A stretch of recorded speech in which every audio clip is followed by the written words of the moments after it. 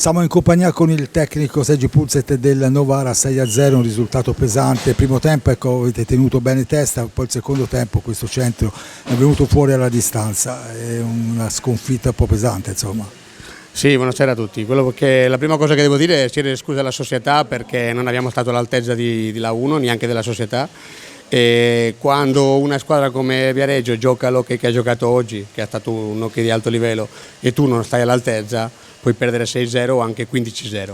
È successo un po' questo. Al primo tempo abbiamo fatto penso che 12-15 minuti bene il primo tempo, tanto mi hanno dato la faccia, ma dopo abbiamo smesso di fare tutto. È una cosa ricorrente che succede già dall'inizio stagione.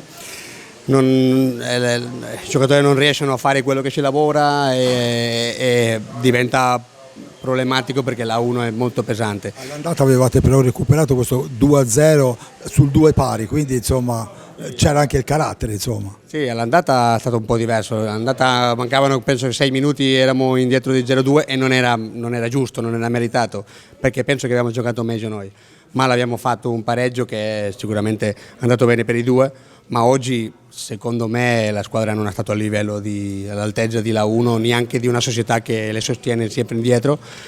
Allora io mi metto come responsabile, ma noi quello che dobbiamo fare è non fare queste figure diciamo brutte, perché dietro di noi c'è una società che dobbiamo rispettarla.